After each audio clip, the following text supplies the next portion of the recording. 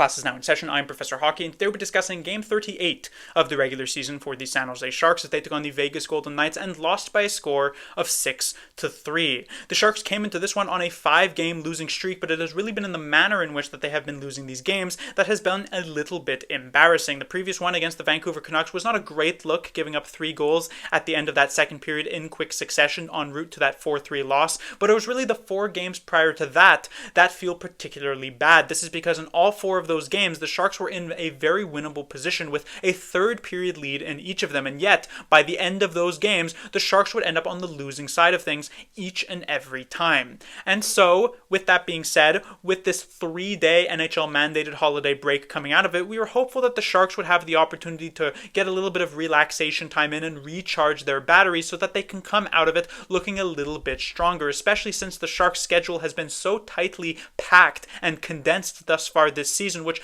for a young team like San Jose is not easy to deal with. Many players still trying to get used to a full 82-game season, regular season grind here in the NHL. And so while you're not expecting miracles and the Sharks to come out with 10 games in a row of victories to put themselves back into the playoff picture, you are hopeful that when they have these chances in the third period to close out these games and get some victories and build some confidence for themselves, that they'll actually be able to do exactly that. Were they able to pull it off here tonight against the best team in the NHL currently, the Vegas Golden Knights? Well, let's find out. The first period starts off and the Sharks actually look pretty good. Their first few shifts of this game are on point. All 4 of their lines come out, put up some decent offensive zone pressure.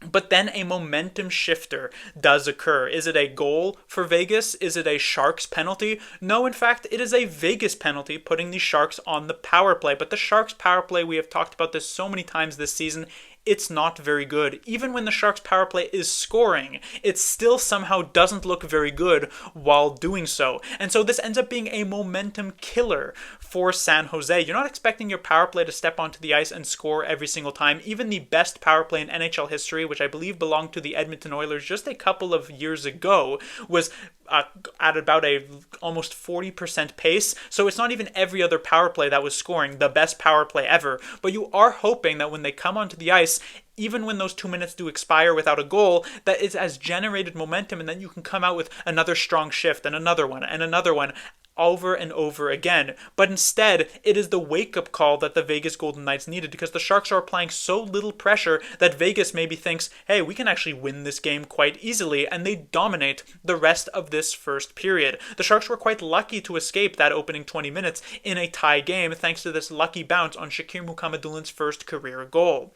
Then it goes into the second period where the Sharks not only look competitive with Vegas, but look significantly better than them. Actually, their second period has usually been quite good outside of that Vancouver game, and they show it here tonight. While Vegas does score the first goal from Mark Stone, the Sharks then tied up with a goal from Will Smith and then take the lead with a goal from Tyler Toffoli. The Toffoli one was also a bit of a lucky bounce, but with the amount of chances generated in this second period, the Sharks definitely deserved to have the lead going into the third. But of course, it is a cursed situation when the Sharks have a lead going into the third period, something we have learned over these last couple of weeks. And somehow, some way, they end up finding a new and even more embarrassing way of blowing this lead. This third period starts off with a Vegas power play. They have about a minute's time to try and get the game-tying goal, but they fail to do so and instead take a penalty of their own to give us about a 7-second window of 4-on-4 before the Sharks would then head onto a power play themselves. But as this 4-on-4 expires and Mario Ferraro steps out of the box, the Golden Knights head the other way for what is now a shorthanded rush up the ice, and they score to tie this one up. But it doesn't end there. The Sharks are still on their power play, and Vegas strikes again shorthanded, to make a 3-2 deficit for themselves into a 4-3 lead just like that. Eventually, Dorofeev would add the insurance goal to make it 5-3, and while we are used to the Sharks actually having some strong pushes at the end of these games in the 6-on-5 situation, it does not happen here tonight. They barely can enter the zone, and even when they do, they cannot manage to get set up, and it is Howden who eventually ices it with the empty netter, and the Sharks lose yet another game that should have been winnable for themselves with this 6-3 loss. Moving on to the players to talk about, we have the Sharks' top line of Granlund and Toffoli being joined by none other than Barclay Goodrow. We thought we were sort of rid of Barclay Goodrow after he finally found himself on the fourth line in the previous game against the Vancouver Canucks, and you would think that after he had that bad giveaway at the offensive zone blue line that led to that Kiefer Sherwood goal that really started the kind of rampage of the Canucks at the end of that second that put the game away right then and there, that he would not be rewarded with a boost up to the Sharks' top line, but I guess things are always backwards for Barclay Goodrow as he jumps from fourth to first for this game here tonight against Vegas. And you might be thinking, oh, well, with Eklund and Kostin both injured, someone from the fourth line does have to play in the top nine. And that is true. One of Goodrow, Dellandrea, or Grundstrom, unless the Sharks were to call up somebody from the AHL, which we know is like heresy here for the San Jose Sharks, one of them would have to play in the top nine. But did it really have to be on the Sharks' top line? Couldn't they have just had Kovalenko play in this position and then Goodrow could sit there with Wenberg and Cunnin and make up like an okay third line? Why is Goodrow playing with the Sharks' leading point scorer with Granlund and leading goal scorer with Tyler Toffoli when he himself has the least amount of points out of every single San Jose Sharks player, including the defenseman who played in this game except Mukhamadullin, who has only played 6 games this season? I just simply do not understand the logic. Now, one kind of point of view here would be, well, Granlund and Toffoli are going to, or specifically Granlund, I guess, is going to match up against Eichel and Stone a lot of the times here tonight since the Sharks do have that last change. But are we really pretending that Barclay Goodrow is some elite, stalwart defensive player who is just so reliable in that area that he's going to be able to stonewall guys who are 500 times better than him on the ice from an offensive perspective? I feel as though the New York Rangers probably wouldn't have put him on waivers if he actually brought that much value defensively. Goodrow right now is good at penalty killing, and that's pretty much it. And so to have him in a first line role just simply makes zero sense. Now, when it comes to this line as a whole, they generated a couple of chances. Of course, Toffoli did score, though it was on that lucky bounce, and it does give Barclay Goodrow a secondary assist here to put him up to a whopping 4 points on the year. Wow, small claps for that one.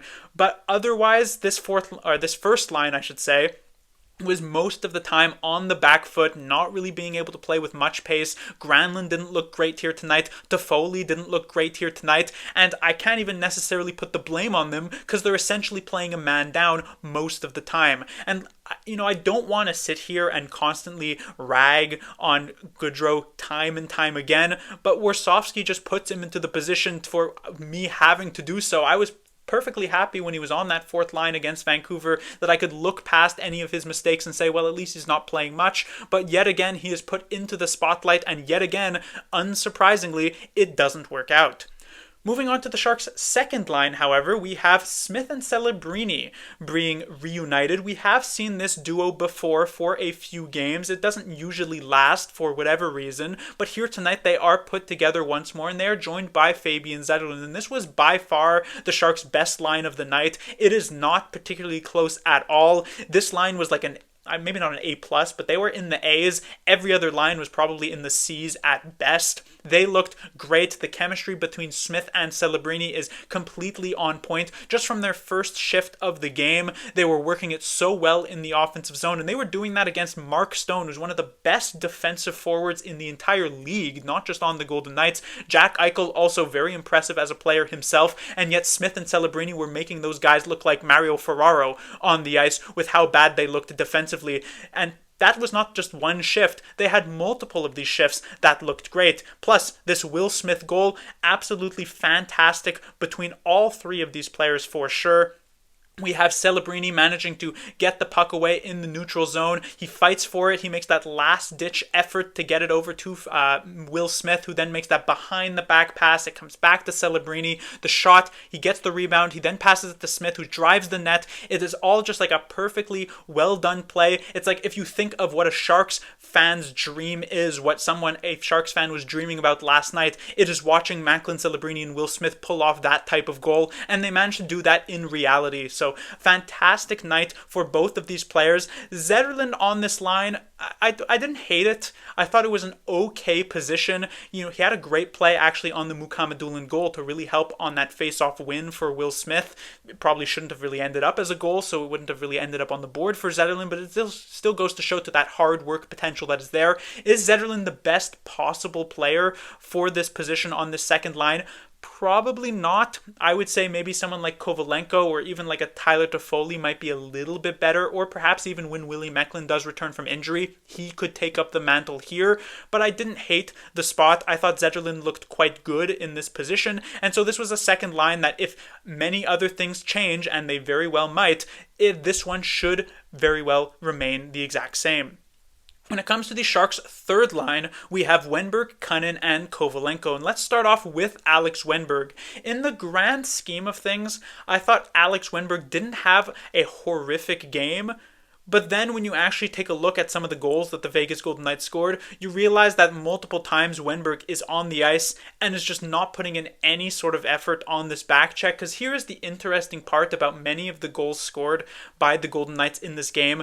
Of these 5 goals, usually you say, okay, the Sharks' defense is just completely awful. That's why they give up 5 goals. But a lot of these ones here tonight, it was actually the Sharks' forwards who were just giving very weak efforts on the back check, which left these Golden Knights players all alone and available to put these pucks into the net. And Wennberg was a huge part of that. His effort on the McNabb goal, the first shorthanded one, was not very good. His effort on the Eichel one, which was directly his man, was completely horrific. And then while the Dorofeev one is definitely not entirely his fault, I was still not a very, very big fan of his. And so there were many moments in this game, I would say, where Wennberg had some decent plays, I would say, in both the offensive and defensive zone, but you simply cannot overlook these major mistakes happening in a position in which they should not be happening in, which is when the Sharks have a lead early in the third period, and especially not for a veteran player like Alex Wennberg. So all in all, probably one of his worst games of the entire season. When it comes to his 2 line mates, we'll start off with Kovalenko next. I would say Kovalenko, a relatively quiet game for himself. He still had his usual couple of plays here where he makes a nice pass and sets up a good chance in front of the net. I do still want and I'm waiting for Kovalenko to really take charge at some point. I'm not expecting him to be some huge driving force on his line, but I really want the type of game that's not just this guy was really, really good and Kovalenko was there too, managing to feed the pucks to him, but I actually want to see that big game in which Kovalenko, I can finally say, he was fantastic here tonight and really took this one over. Will it happen? I'm not entirely sure, but I do still think he has that capability, he has that talent, he has the skill set to pull something like that off. It's just about putting it all together here at one point. And then when it comes to the other winger on this line, Luke Kunin, as I've mentioned before, he has been pretty good thus far this season. He has those 10 goals on the year, which just seemed impossible coming into that he would be able to do that. Here tonight, I thought he was a decent part of this third line. Nothing amazing, but certainly not anything too bad either. And then when it comes to the Sharks' fourth line, we have Dellandrea, Grundstrom, and Sturm. And recently I have been talking about how both Dellandrea and Grundstrom are really trying to fight for their spot on this fourth line. With both Eklund and Kostin out, they both get the opportunity here in the lineup at the same exact time. If I had to make a choice of one of these players, I would still probably choose Dellandrea. I simply am a bigger fan of Dellandrea's energy in these games. Grundstrom honestly was very, very invisible here tonight. Barely really noticed him. While at least Dellandrea, it's not like perfect play or anything fantastic, but he makes himself known on the ice, which I'm sure is something that Warsofsky is looking for. Now, when it comes to this fourth line as a whole, there were some positives, I would say. They continue to skate hard, forecheck hard. The major problem for this fourth line, and it has been the case for each of these last few games, is that they basically can do nothing in the offensive zone. And sure, you might be thinking, well, the fourth line isn't expected to score, and that is absolutely the case, but you think that they would be able to string together a pass or two, but more often than not, they're all just looking like 3 individuals who are just like spark plugs on the ice, going every which way. They're managing to separate their man from the puck. They're throwing these hits, but it doesn't actually lead to any sort of offense. And then when finally they are being forced to defend in their own zone, it's not looking great. So from a fourth line perspective here tonight, I definitely don't think that they were bad, but I'd like to see just a little bit more from them. When it comes to the Sharks defensively, Jake Wallman is still out of the lineup here tonight, so we once again get the Thrun and Cody Ceci top pairing for the San Jose Sharks, and they played some pretty heavy minutes here tonight for them. From a Cody Ceci perspective, we'll start from him. Was not a huge fan. He had multiple plays in which he jumped up into the rush at inopportune times, and as I said, that kind of forced the Sharks forwards into really, really bad spots. We also saw him lose the net front battle against Mark Stone, and here's the thing is that the big point about the big reason for why guys like Thrun, and in particular someone like Jack Thompson, don't get consistent games thus far this season is because, in particular, they're not very reliable in that net front position. And so to see someone like Cody Ceci, who I'm sure Ryan Warsofsky is a massive fan of, to easily, very, very easily lose that battle against Mark Stone and allow him to get that goal that makes it 2-1 early in the second period is simply not a very good look. So I was not a big fan of what Cody Ceci was doing here tonight. His defensive partner, Henry Thrun, I do think was a bit better than him for sure. It was an okay night for Henry Thrun. Nothing amazing, but I don't think he was abused too heavily.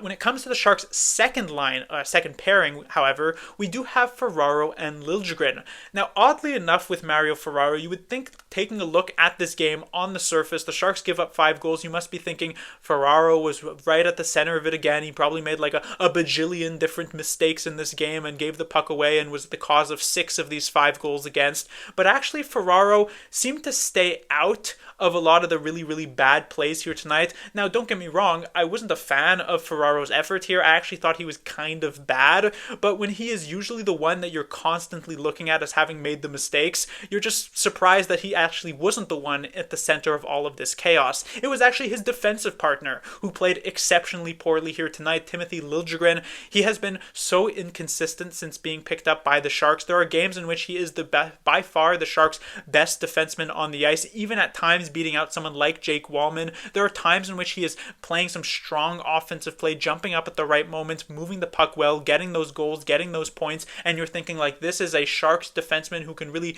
not just be effective this year, but into the future since he is still relatively young. And then there are games like tonight in which Liljegren is just a massive liability. He's giving pucks away like they're nobody's business. There was a shift right near the end of the third period, I believe with like 6 or 7 minutes left, where he not only made a terrible pass back into his own zone, but then got completely stripped by a Golden Knights player in an extremely dangerous situation right next to the net that forces Georgiev to have to make a huge save just to keep the Sharks within 2 goals of Vegas. These are just unacceptable plays at that moment. And so Liljegren definitely the worst defenseman for the San Jose Sharks here tonight, and I don't even think it was particularly close.